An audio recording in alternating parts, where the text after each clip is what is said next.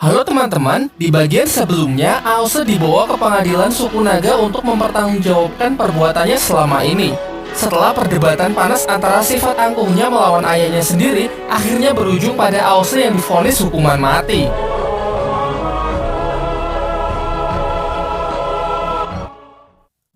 Aose yang sudah tidak bisa mengelak dari hukuman mati, dibawa ke sebuah puncak gunung tempat ia akan dieksekusi. Hukuman mati dari para naga adalah dimangsa oleh burung Garuda Merah yang memang menjadi makhluk yang paling ditakuti oleh bangsa naga itu sendiri. Sebelum ditinggal pergi, Aose berusaha memprovokasi Aoyilong agar menyaksikan kematiannya dengan harapan Aose bisa membalikan keadaan. Namun sayangnya tak semudah itu. Dengan kejamnya, ia malah menusuk Aose dan segera pergi setelah merasakan hawa keberadaan dari Garuda Merah. Di waktu yang bersamaan, Aoling putri Raja Naga Laut Selatan mencoba kabur karena tak ingin dinikahkan dengan putra Raja Naga Laut Utara. Namun karena tindakannya sebelumnya yang berani menerobos penjara, kini ia dijaga oleh pasukan di bawah perintah ayahnya. Ketika ia mencoba memberontak dan nyaris bisa melarikan diri, sang ayah sudah menyambutnya dengan sebuah tamparan keras. Ayahnya pun dibuat sangat marah dan memerintahkan pasukannya agar lebih memperketat penjagaan sampai putra Raja Naga Laut Utara datang. Kembali ke tempat Aose menjelang detik-detik kematian, ia kembali mengingat masa kecilnya dengan seorang teman yang tak lain adalah Yuzong, putra dari Raja Naga Gunung Tianyu. Mereka sering menghabiskan waktu bersama dari sekedar bermain sampai menggali potensi Aose. Yuzong merupakan anak yang sangat berbakat di suku naga, sekaligus satu-satunya orang yang sama sekali tak memandang rendah Aose. Suatu ketika, Yuzong menceritakan mengenai Garuda Merah yang menjadi musuh terkuat dari suku naga sejak ribuan tahun silam. Kekuatan dahsyat dan pertahanan super kuat membuat Garuda Merah sangat ditakuti oleh bangsa naga. Menurut legenda, hanya ada beberapa orang yang bisa mengalahkan monster tersebut yang menjadi pencapaian terbesar bagi kaum naga. Yuzong lalu mengungkapkan bahwa suatu hari ia ingin pergi ke tempat itu untuk mengalahkan burung raksasa tersebut yang akan menjadi kebanggaan tertingginya. Ucapannya tersebut juga memotivasi Aose agar kelak bisa menjadi lebih kuat dan bisa melakukan hal yang sama. Namun nampaknya itu hanya akan menjadi mimpi belaka karena sang Garuda Merah sudah benar-benar muncul terbang bebas di atasnya dan siap menerkamnya kapan saja. Meskipun dengan sekuat tenaga ia melepaskan kekuatan petirnya, namun tetap saja usahanya itu menjadi sia-sia. Beruntung Aoling yang berhasil kabur dari penjagaan ketat ayahnya datang untuk menghancurkan rantai yang mengikat Aose. Sebagai gantinya, Aoling meminta agar Aose membawanya pergi kemana saja asalkan ia tak bertemu dengan ayahnya lagi. Lantas mereka berdua pun segera bergegas untuk lari dari tempat berbahaya tersebut. Sayangnya monster yang mereka hadapi memiliki kecepatan yang luar biasa, dengan sekejap ia mampu menghadang mereka. Aose yang sadar tak bisa bergerak lebih cepat dari Garuda Merah melarang Aoling agar berhenti berlari. Ia pun berencana memukul mundur monster tersebut lalu mencari kesempatan untuk kabur. Kita lalu dibawa kembali flashback. Diperlihatkan Aose kecil bersama Yuzong tengah melihat Garuda Merah untuk pertama kalinya. Yuzong meminta Aose agar tak takut karena tak mungkin monster itu bisa menghampirinya turun ke bawah. Ia juga mengatakan kalau dengan petir merah yang dimiliki Aose berpotensi besar menjadi sangat kuat yang nantinya bisa ia gunakan untuk menaklukkan Garuda Merah. Semenjak saat itu, Aose selalu memikirkan perkataan dari sahabat baiknya tersebut. Namun ia merasa pesimis kalau bisa melakukan hal itu. Mengetahui Aose yang memiliki keinginan mengalahkan Garuda Merah dimanfaatkan oleh anak di akademi yang ingin mencelakainya. Ia pun membual dengan menunjukkan sebuah bulu burung lalu mengatakan kalau bulu itu ia cabut dari tubuh Garuda Merah. Kini setelah mendapatkan bulu tersebut, ia sudah diakui sebagai naga yang pemberani. Aose yang sangat polos dengan mudahnya mempercayai cerita tersebut. Melanjutkan cerita bohongnya, anak jahil itu kemudian mengungkapkan cara ia mendapatkannya, yakni saat fajar Garuda Merah akan keluar untuk menikmati sinar matahari pagi, lalu tertidur sejenak sehingga saat itulah waktu yang tepat untuk mencabut bulu di tubuhnya. Malam harinya, Aose pun memutuskan untuk melakukan hal yang sama. Karena dorongan untuk membuat bangga serta membuktikan dirinya kepada sang ayah, anak-anak lain dan juga teman baiknya Yuzong. Sebelum fajar, berangkatlah ia ke puncak gunung untuk mencari Garuda Merah. Sementara itu, teman-teman jahatnya tertawa puas setelah mengerjai Aose dengan cerita palsu dan sebuah bulu yang sebenarnya hanya bulu ayam yang disusun sehingga terlihat besar. Untungnya Aoling mendengar pembicaraan mereka. Lantas ia pun segera memberitahukan masalah ini kepada Yuzong. Aose yang ingin diakui sebagai naga pemberani mulai panik karena ternyata Garuda Merah tidak tertidur, justru siap menerkamnya.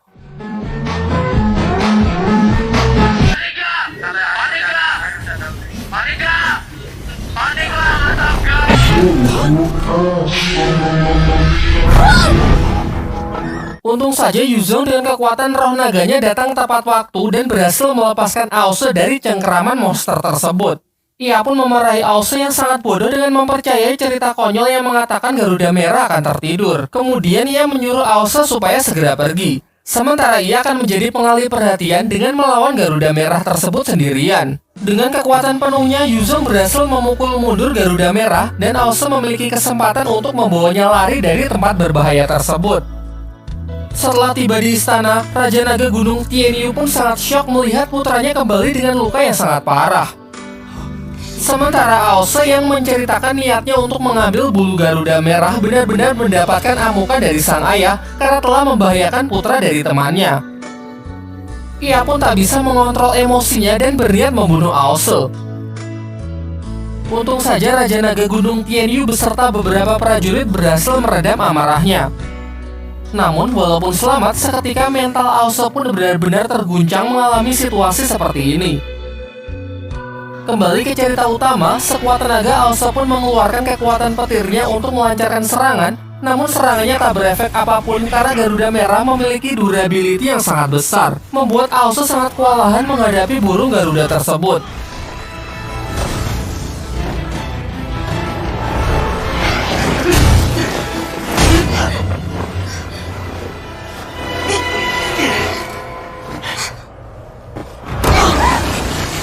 Sampai mereka lengah membuat Aoling nyaris dimangsa oleh Garuda Merah. Seketika Aose pun bangkit dengan seluruh sisa kekuatannya berhasil melepaskannya.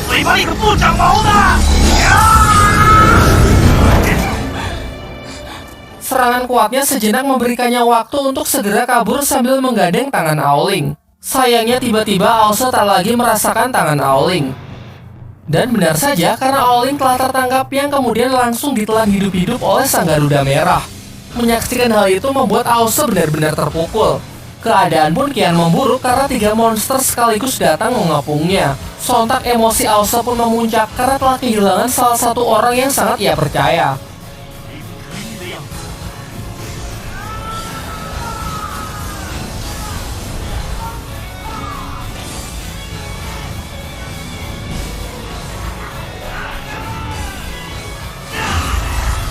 Ia lantas mengamuk dan secara brutal menghajar satu persatu burung tersebut. Sayangnya itu saja masih belum cukup karena ia harus menghadapi 3 monster itu sekaligus.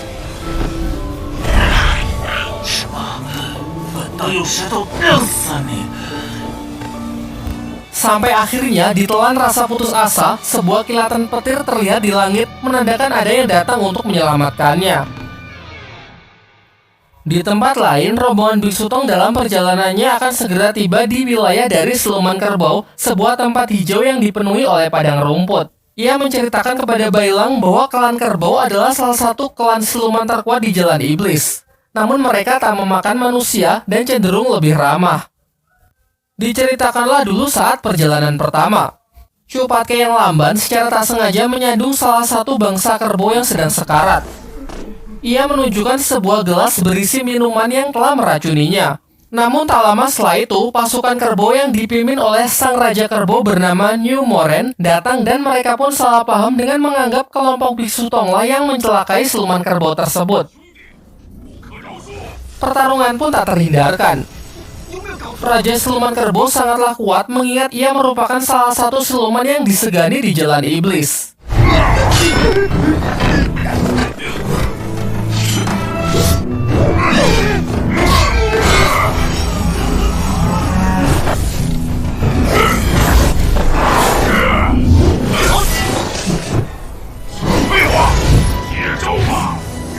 Diperlihatkan kekuatan dan kecepatannya mampu mengimbangi Sun Wukong.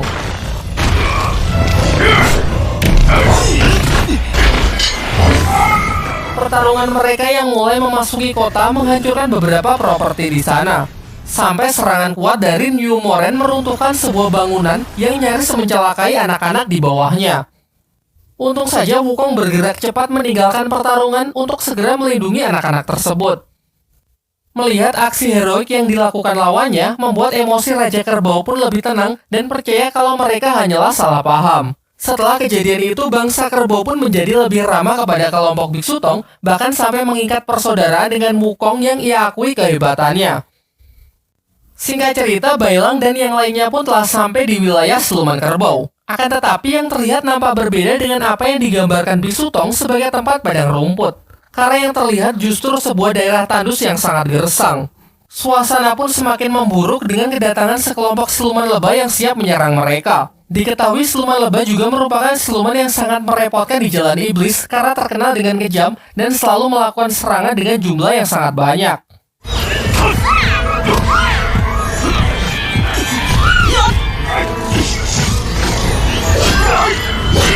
Terlihat kelompok Biksu Tong yang sangat kewalahan karena mereka jelas kalah dari segi jumlah.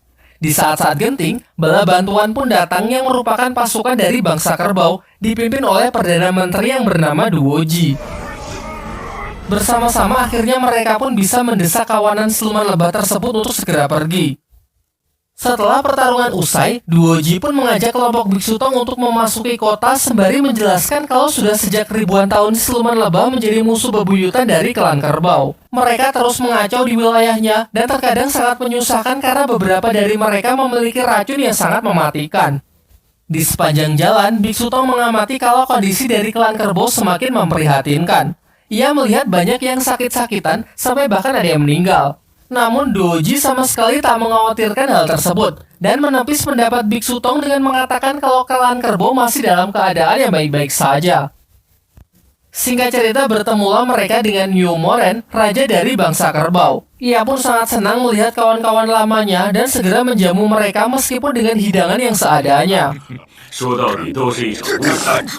Hal ini tentu semakin memperkuat pendapat Biksu Tong kalau bangsa Kerbau sedang mengalami kondisi yang sangat buruk. Biksu Tong lalu menjelaskan tujuan dari perjalanannya ke barat kali ini adalah untuk mengembalikan api suci. Namun karena banyak siluman jahat yang sudah mengetahui keberadaan dari api suci, Biksu Tong pun tidak ingin singgah lebih lama karena dikhawatirkan akan membahayakan klan Kerbau. Menanggapi hal itu, New Moren pun sama sekali tak cemas. Ia meyakinkan kalau wilayahnya akan aman dan siap membantu jika mereka dapat masalah. Di sini pada awalnya, Raja Kerbau menganggap kalau Bailang adalah Sun Wukong yang sedang menyamar. Ia lantas mengatakan tak perlu sungkan dan meminta agar kembali saja ke wujud aslinya. Bailang pun menurut untuk menunjukkan wujud aslinya, yang jelas bukan Sun Wukong melainkan adalah jelmaan dari Serigala Putih. Biksu Tong lalu menjelaskan kalau Bailang adalah murid barunya, sedangkan Sun Wukong sudah lama terbunuh dan jiwanya pergi ke alam bawah dengan harapan supaya bisa terlahir kembali. Mendengar hal itu, Raja Kerbau pun sangat kecewa karena ia dan Sun Wukong sudah mengikat persaudaraan. Selain itu juga ada masalah lain yang sangat ia khawatirkan. Dahulu ia sangat terpukau melihat kehebatan Wukong dan sifat heroiknya. Lantas ia memperkenalkannya kepada adik perempuannya yang membuat sang adik jatuh hati pada pandangan pertama. Sayangnya karena masih ada misi yang harus diselesaikan, rombongan Biksu Tong pun segera kabur dari tempat siluman kerbau. Semenjak saat itu, sang adik kerbau pun sangat sedih dan selalu mengurung dirinya di kamar selama berbulan-bulan berharap Sun Wukong bisa kembali. Hal ini membuat Raja Kerbau menggunakan berbagai cara untuk membujuknya hingga akhirnya ia berbohong dengan menjanjikan kalau Wukong pasti akan kembali untuk menikahinya setelah berhasil menyelesaikan misi mengambil kitab suci. Itu sebabnya ia sangat senang saat tahu rombongan Biksu Tong datang. Meskipun pada akhirnya ia sangat kecewa karena Sun Wukong yang tak bersama mereka. Lalu sang Raja Kerbau meminta agar Biksu Tong bersedia membantunya untuk membujuk sang adik agar merelakan kepergian Sun Wukong. Di pihak lain, para siluman lebah yang telah kembali ke markasnya melapor kepada sang ratu mengenai kekuatan klan kerbau yang semakin melemah menjadi kesempatan emas untuk menyerang mereka, sekaligus menghisap darah mereka untuk memperkuat pasukan dari siluman lebah. Mereka juga menjelaskan tentang rombongan Biksu Tong yang datang membawa api suci, benda yang diperebutkan oleh para dewa. Tentu momen ini tidak akan ia sia-siakan. Ia pun segera memerintahkan pasukan agar bersiap melakukan serangan. Kembali ke tempat rombongan Biksu Tong, berita mengenai kedatangannya sudah terdengar di telinga adik siluman kerbau, membuatnya sangat senang untuk segera pergi menemui mereka. Kemunculannya lantas membuat semuanya sangat panik karena kelakuannya yang terkenal sangat barbar. Ternyata ia tak datang seorang diri. Diperkenalkanlah kepada Biksu Tong sosok siluman kerbau kecil yang ia katakan sebagai anaknya bersama Sun Wukong. Sontak hal ini membuat semuanya sangat terkejut dan tidak mempercayai hal tersebut. Terlihat si anak yang pemalu itu memiliki ekor kera yang meyakinkan kalau ia benar-benar anak dari Sun Wukong. Kita kemudian dibawa flashback ke 20 tahun yang lalu. Kala itu, Raja Kerbau mengadakan sebuah pesta minum-minuman bersama Sun Wukong sembari menceritakan mengenai adik perempuannya. Raja Kerbau kemudian meminta kepada Sun Wukong agar membujuk sang adik yang selalu mengurung dirinya di kamar karena masalah kepercayaan diri. Singkat cerita, besoknya Wukong datang ke tempat adik kerbau yang terdengar suara piring-piring pecah dari kamarnya. Setelah bertemu, adik kerbau malah menutupi wajahnya karena memang ia sangat malu bertemu dengan orang lain. Dengan sedikit bujukan, ia pun menceritakan masalahnya kepada Sun Wukong, yaitu orang-orang selalu takut dan cenderung menjauhi dirinya karena sikapnya yang sangat barbar dan kekuatan yang sangat mengerikan. Itulah sebabnya ia merasa kurang nyaman ketika berhadapan dengan orang lain. Wukong pun lantas menasihatinya bahwa lebih baik menjadi diri sendiri daripada harus susah payah menyenangkan orang lain. Ia kemudian mengajak adik kerbau keluar untuk jalan-jalan dan mengajarinya berbagai cara untuk bersenang-senang. Beberapa waktu yang mereka habiskan bersama membuat adik kerbau merasa nyaman karena ini adalah kali pertamanya ada orang yang memperlakukannya sangat baik. Suatu ketika saat sedang bersama, mereka sempat diserang oleh sekawanan siluman lebah. Wukong pun lantas melindungi adik kerbau dan mengalahkan siluman-siluman tersebut. Hal ini jelas membuat adik kerbau sangat kagum dan diam-diam menyimpan perasaan lebih kepada Sun Wukong. Hingga pada suatu malam, ia terlihat sangat gelisah karena ingin segera menyatakan perasaannya. Ia pun tak ingin menunda lagi mengingat Wukong yang akan segera pergi untuk melanjutkan perjalanan. Tanpa berpikir lebih panjang lagi, malam itu juga ia pun memberanikan diri menemui Wukong di sebuah padang rumput untuk mengungkapkan isi hatinya sebelum semuanya terlambat. Ia pun langsung mengatakan semuanya, lalu meminta Wukong agar tetap bersamanya dan tidak meninggalkan klan kerbau. Kala itu Wukong yang masih tertidur mengigau sehingga mengiyakan permintaan dari adik kerbau. Kini adik kerbau pun merasa sangat kecewa karena Wukong yang pergi begitu saja dan tak menepati janjinya. Walau sudah mendengar cerita itu, Patke masih saja tidak percaya karena menurutnya ada yang aneh dengan kisah yang ia ceritakan. Berbeda dengan Xiaoyi yang mendukung adik kerbau karena merasakan penderitaannya sebagai sesama wanita. Ia pun mengungkapkan penyesalannya telah mengagumi Wukong selama ini setelah mengetahui kelakuan bejatnya yang sudah mencapakan adik kerbau. Biksu Tong yang sebenarnya juga masih ragu mendekati anak tersebut dan mendapati bahwa ekor yang menempel itu ternyata ekor palsu. Ditambah lagi orang tua asli dari sang anak datang dan meminta agar anaknya segera dikembalikan. Kini semuanya pun sudah jelas bahwa memang Sun Wukong tak mungkin melakukan hal semacam itu. Setelah melihat rencananya gagal total, adik kerbau pun sontak menunjukkan sifat aslinya dan langsung emosi, mengamuk serta mengancam kalau ia tak dipertemukan dengan Wukong maka semuanya akan ia bunuh.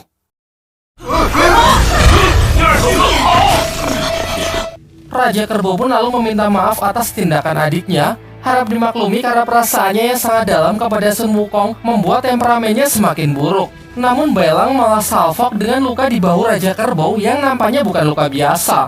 Raja Kerbau lalu menceritakan kalau ini adalah luka yang ia dapat dari pertempuran melawan siluman lebah beberapa waktu yang lalu.